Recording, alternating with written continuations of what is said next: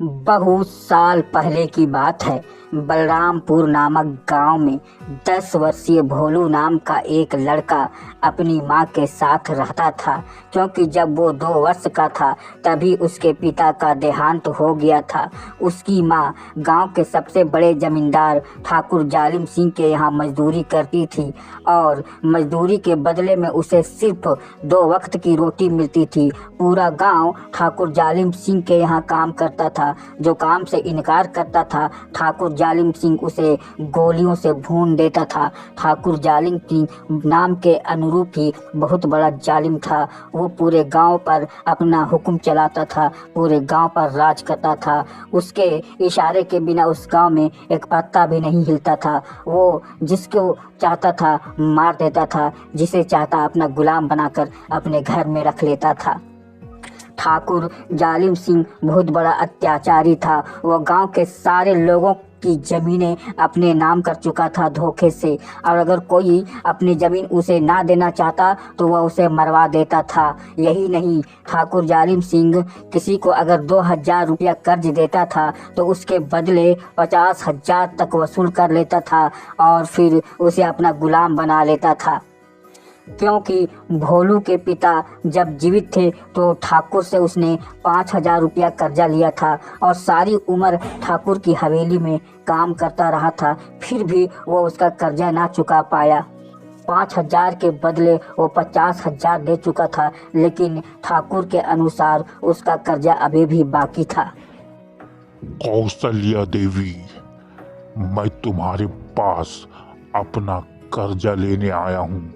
2 दिन का मैंने तुझे टाइम दिया था और वो टाइम पूरा हो गया है, इसलिए अभी तुरंत तुम हमारे पैसे वापस करो और नहीं तो फिर अपना ये घर हमारे नाम लिख दो। मालिक, हम पर दया करें मालिक, हम पर दया करें मालिक। अभी हमारे पास कुछ पैसा नहीं है, अभी हमें खाने की भी परेशानी हो रही है। अभी एक टाइम खाते हैं तो 2 टाइम भूखा रहना पड़ता है मालिक। ऐसे में मैं आपका कर्जा कैसे चुका पाऊंगी मालिक? मुझे आप कुछ और समय दीजिए मालिक, ताकि मैं किसी तरह आपके कर्जे का व्यवस्था कर सकूं मालिक। कृपा करें मालिक, कृपा करें। नहीं, मैं बहुत कृपा कर चुका हूँ तुम पर और अब कृपा नहीं करूँगा। 2 साल से ऊपर हो गए लेकिन तुमने अभी तक कर्जा नहीं चुकाया, इसलिए अब कोई और समय नहीं दूंगा। अभी तुरंत मुझे मेरा कर्जा चाहिए, नहीं तो फिर तुम मुझे अपना घर हमारे नाम लिख दो। और अगर ऐसा नहीं करोगी तो फिर समझ लो मैं क्या कर सकता हूँ। तुझे मालूम है, ठाकुर जालिम सिंह जो चाहता है वही होता है। नहीं मालिक, मुझे किसी तरह 1 महीने का और वक्त दीजिए। मैं वादा करती हूँ 1 महीने के बाद मैं आपका सारा कर्जा चुका दूंगी, सारा कर्जा चुका दूंगी मालिक। मेरा घर मुझसे ना छीने मालिक, वरना हम लोग कहाँ रहेंगे मालिक? इस सर्दी के मौसम में हम कहाँ जाएंगे मालिक? अब मैं कृपा करें मालिक, कृपा करें। नहीं, अब मैं तुम्हें कोई वक्त नहीं दे सकता। मुझे अभी के अभी हमारा पैसा चाहिए, नहीं तो अपना घर हमारे नाम लिख दो अभी तुरंत। नहीं मालिक, नहीं, मेरे पास पैसे नहीं है और अगर आप हमें वक्त नहीं देंगे तो मैं कर्जा कैसे चुकाऊंगी? और अगर मैं कर्जा नहीं चुका पाऊंगी तो आप मेरा घर मुझसे छीन लेंगे और मैं ऐसा होने नहीं दूंगी मालिक। आप बेशक हमारी जान ले लो, हमें जान से मार दो, लेकिन मुझसे मेरा घर ना छीनो मालिक, मेरा घर ना छीनो। ठीक है, अगर तुम कर्जा नहीं चुका सकती और घर भी मेरे नाम नहीं लिख सकती तो फिर एक ही काम हो सकता है और वो है तुम्हारी मौत। मरने के लिए तैयार हो जाओ, मरने के लिए तैयार हो जाओ। इतना कहकर ठाकुर ने बंदूक सीधा किया और कौशल्या देवी पर बंदूक की गोली से फायर कर दिया। तुरंत कौशल्या देवी गोली खाकर नीचे गिरी और इस दुनिया से चल बसी। उसके बाद ठाकुर भोलू से बोला, तुम मेरे साथ मेरी हवेली चलो। अब ये तुम्हारा घर हमारा घर हो चुका है, इसलिए तुम मेरी हवेली में रहोगे और सारी उम्र मेरा गुलाम बनकर हवेली में काम करते रहोगे, जब तक तुम कर्जा वसूल नहीं कर सकते। भोलू को अपनी माँ की मौत पर बड़ा दुख हुआ, बड़ा तकलीफ हुआ और ठाकुर जालिम पर उसे बहुत गुस्सा आया, लेकिन वो कुछ ना कर सकता था और उसने कुछ किया भी नहीं। बस अंदर ही अंदर वो खौलता रहा। अगर उसका बस चलता तो वो ठाकुर की बंदूक छीनकर ठाकुर को गोली मार देता, मगर वो कुछ ना कर सका और फिर ठाकुर के साथ हवेली की तरफ चल पड़ा और ठाकुर की हवेली में काम करने लगा। एक दिन जब ठाकुर हवेली से बाहर शहर चला गया तो भोलू ने मौका अच्छा समझकर वहां से भागने का उपाय सोचने लगा और तुरंत हवेली से निकलकर जंगल की तरफ भागने लगा। वह भी कुछ ही दूर गया होगा कि तभी उसे कुछ आवाज सुनाई दी। उस आवाज को सुनकर वो चौंक पड़ा। रुक जा, मैं भिखारी की औलाद हूँ। ओह ओह, ये तो भुजंगा है, ठाकुर का खास आदमी। इसको कैसे पता चल गया कि मैं हवेली छोड़कर भाग रहा हूँ? ओह ओह, अब इससे बचना होगा, नहीं तो ये हमें तड़पा तड़पा कर मारेगा। हाँ, अब मुझे अपनी पूरी रफ्तार से तेजी से दौड़ना होगा और जंगल में कहीं छिप जाना होगा, तभी मेरी जान बचेगी। नहीं तो ये भुजंगा हमें तड़पा तड़पा कर मारेगा। नहीं नहीं, मैं अब किसी के हाथ नहीं आऊंगा। मैं अब वापस हवेली नहीं जाऊंगा, नहीं जाऊंगा। भाग भाग भोलू भाग, जान बचा के भाग। फिर मन ही मन बड़बड़ाते हुए भोलू पूरी रफ्तार पूरी तेजी से जंगल की तरफ दौड़ पड़ा। कुछ देर में ही वो जंगल में पहुंच गया। तभी उसे भुजंगा की आवाज सुनाई दी। बचाओ बचाओ, मुझे बचाओ। मेरा शरीर जल रहा है, मुझे बहुत जलन हो रही है, मुझे तकलीफ हो रही है। मैं मर गया। भुजंगा की दर्द भरी आवाज़ सुनकर भोलू ठिठक कर रुक गया। उसने मुड़कर देखा तो आश्चर्यचकित रह गया। भुजंगा जमीन पर पड़ा, कुछ देर तड़पता रहा, फिर शांत हो गया। उसने इधर उधर देखा, उसे कोई नज़र ना आया। उसकी समझ में नहीं आ रहा था कि भुजंगा को अचानक क्या हो गया था। तभी एक चिड़िया उसके पास उड़ती हुई आती है और उससे कहती है,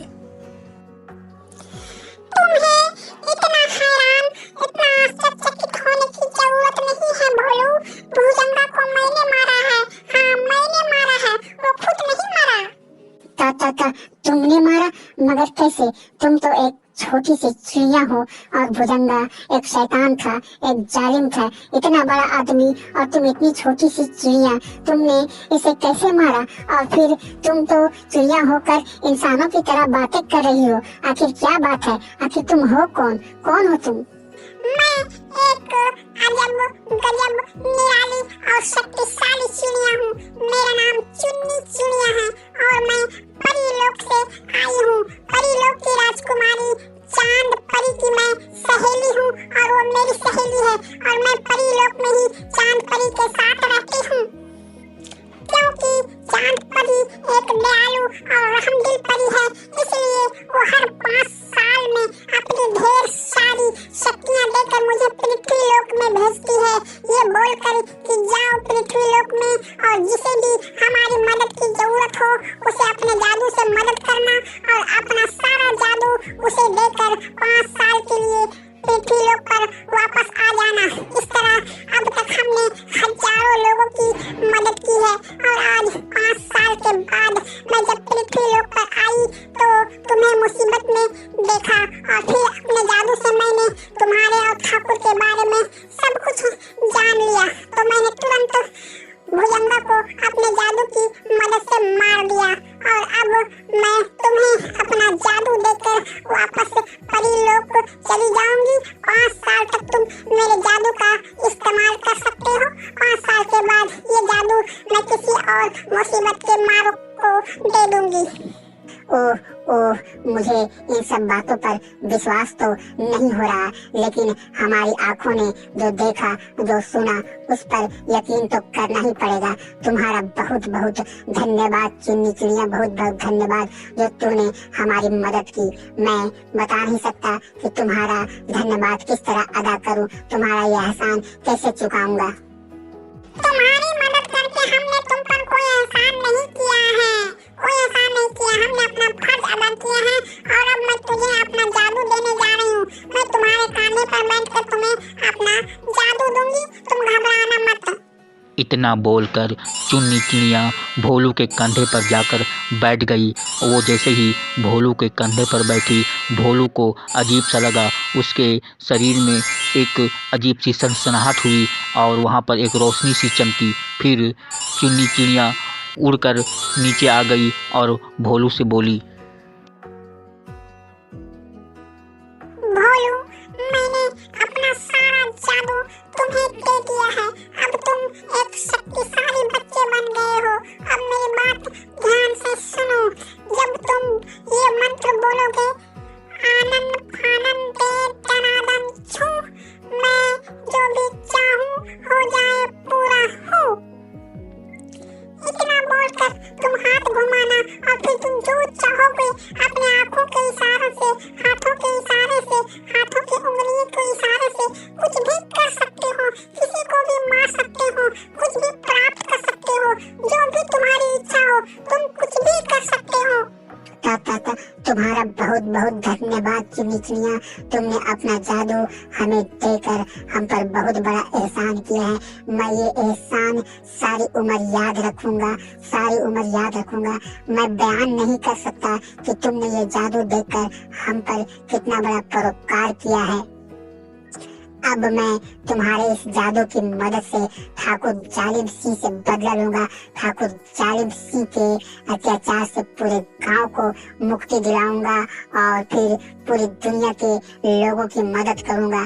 जिसे भी हमारी मदद की जरूरत होगी, एक बार फिर से तुम्हारा दिल से धन्यवाद चुन्नी चिड़िया, दिल से धन्यवाद। इसमें धन्यवाद की कोई जरूरत नहीं भोलू।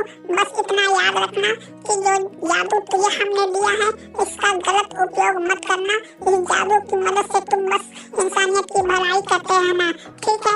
अब मैं चलती हूँ। जब भी तुम्हें हमारी जरूरत हो मुझे याद कर लेना, मैं हाजिर हो जाऊंगी। इतना बोलकर चुन्नी चिड़िया एक तरफ उड़ पड़ी और भोलू चुन्नी चिड़िया को तब तक देखता रहा जब तक कि वो उसके आंखों से ओझल ना हो गई। फिर वो धीरे धीरे कदम बढ़ाता हुआ गांव की तरफ वापस चल पड़ा। जब वो गांव में पहुंचा तो हवेली के बाहर ठाकुर को देखकर उसकी आंखें चमक उठी और जब ठाकुर ने भोलू को देखा तो फिर वो गुस्से से चिंघाड़ते हुए बोला, कुत्ते, कमीने, मच्छर की औलाद, तुम्हारी हिम्मत कैसे हुई थी हवेली से भागने की? तूने क्या सोचा था कि तू हवेली से भाग जाएगा और ठाकुर को पता नहीं चलेगा? हा हा हा हा हा हा हा। मुझे तुरंत पता चल गया था कि तुम हवेली छोड़कर भाग गए हो, इसीलिए मैंने भुजंगा को तुम्हारे पीछे भेजा था और देखो भुजंगा ने तुम्हें वापस हवेली में भेज दिया। हा हा हा हा हा।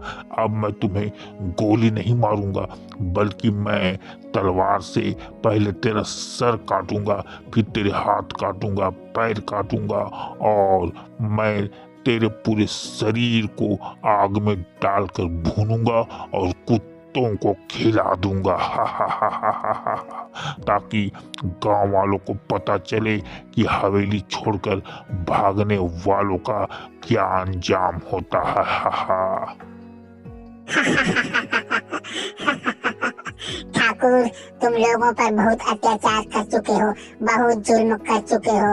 अब नहीं, अब तुम्हारे पाप का घड़ा भर चुका है। अब तेरा अंतिम समय आ गया है ठाकुर। अब मैं तुम्हें मारूंगा। तू क्या मुझे मारेगा?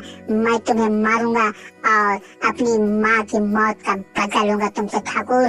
तूने मुझे बहुत सताया है, गांव वालों को बहुत तड़पाया है, तूने मुझे रुलाया है। मेरे सामने तूने मेरी माँ को गोली मार कर मेरे अंदर बदले की आग भर दी थी तूने ठाकुर, और मौके की तलाश में था मैं, और आज वो मौका आ गया है। अब मैं तुझे तड़पा कर मारूंगा ठाकुर, तड़पा कर मारूंगा। खामोश, खामोश हो जाओ पिद्दी की औलाद, खामोश हो जाओ, वरना मैं 1 सेकंड भी देर नहीं करूंगा और तुम्हारा सर धड़ से अलग करूंगा।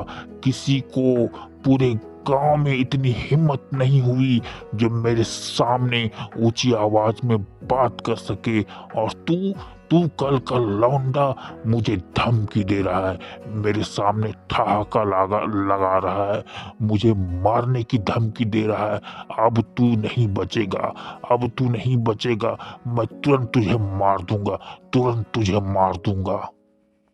अब तुम कुछ भी कर लो ठाकुर, हमारा कुछ नहीं बिगाड़ सकते, कुछ नहीं। अब तुम मेरे हाथों से मरने के लिए तैयार हो जाओ, तुम्हारा पाप का घड़ा भर चुका है ठाकुर। अब मैं तुम्हें एक पल की भी मोहलत नहीं दूंगा, एक पल की भी नहीं, एक पल की भी मोहलत नहीं दूंगा। आनंद फानंद दे धनादन, आनंद फानंद दे धनादन, आनंद फानंद दे धनादन छू, पूरा हो जाए मैं जो भी चाहूं। नहीं नहीं, बचाओ बचाओ बचाओ, मुझे माफ कर दो। चुन्नी चिड़िया के जादू की मदद से आज मैंने अपने माँ के कातिल जालिम सिंह से बदला ले लिया है, जालिम सिंह का अंत कर दिया है। गांव वालों खुश हो जाओ, अब जालिम सिंह कभी तुम पर अत्याचार जुल्म नहीं कर सकेगा, क्योंकि मैंने उसे अपने हाथों से मार दिया है। अब तुम लोग ठाकुर की हवेली में घुसकर अपनी अपनी जमीनों का कागज ले लेना और अपनी जमीनों पर खेती बाड़ी करके खुशहाल जीवन बिताना। मैं अब किसी और गांव में चलता हूँ, जिसको हमारी मदद की जरूरत होगी मैं उसकी मदद करूंगा। और तुम्हारा भी धन्यवाद चुन्नी चिड़िया, तुम्हारे जादू की मदद से ही मैंने ठाकुर से बदला लेने में कामयाबी पाई है। धन्यवाद चुन्नी चिड़िया, धन्यवाद। इतना बोलकर भोलू धीरे धीरे कदम बढ़ाता हुआ एक तरफ चल पड़ता है। और दोस्तों, इस कहानी का इस तरह अंत हो जाता है। तो अगर को ये कहानी पसंद आई तो प्लीज़ हमारे चैनल को सब्सक्राइब कर दें।